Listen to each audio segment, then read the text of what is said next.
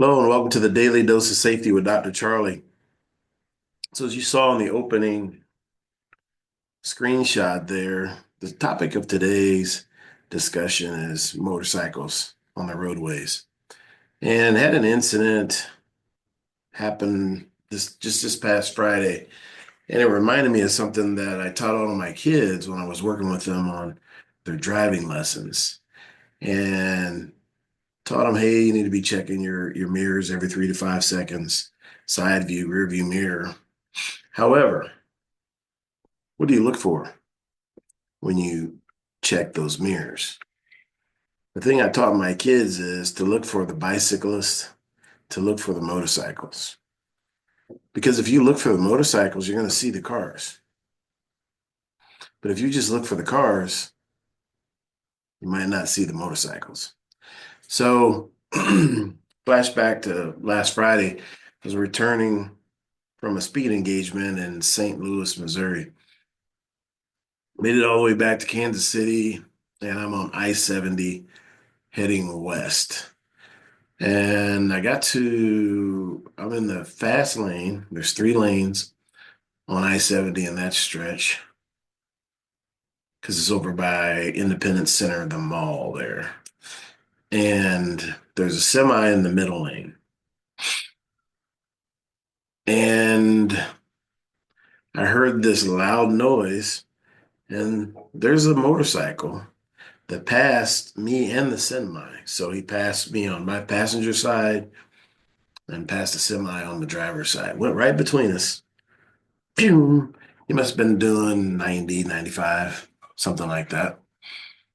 And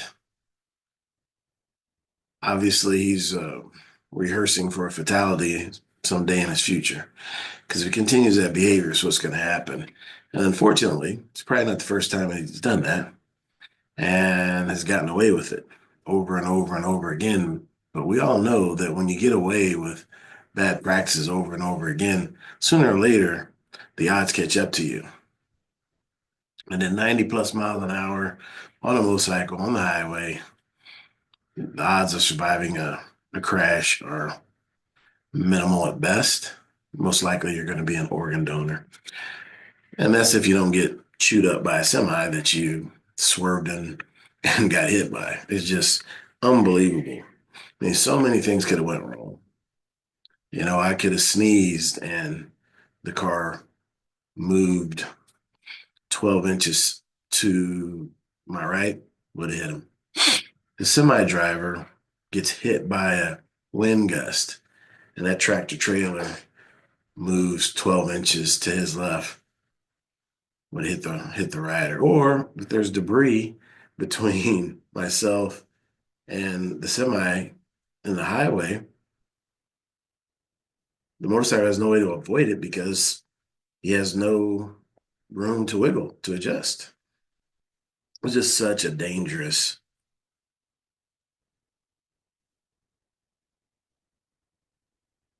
activity, such a dangerous move that motorcycle rider made. And it really frustrated me. And of course, I wanted to follow him and find where he pulled off and talk to him about it. However, I'm not driving 95 miles an hour under any conditions and not to catch someone that's driving foolishly for sure. So it's just unfortunate. And, I don't have a crystal ball, but a bad accident's in that person's future because they've been doing it and getting away with it. And they think they're invincible, obviously, and nothing's going to go wrong. So it was a great reminder, though, to really be looking out for these motorcycles because we're going to drive safely and defensively. We got to expect the unexpected. And I definitely did not expect someone to come between me and that semi. I've been driving for over 40 years. The first time it's happened in any conditions, especially on the highway. And, we had a little bit of weather around here. I mean, there's some spotty precipitation. So there's a lot of complicating factors to that incident. And it really Could have went bad, and thankfully it didn't at that time.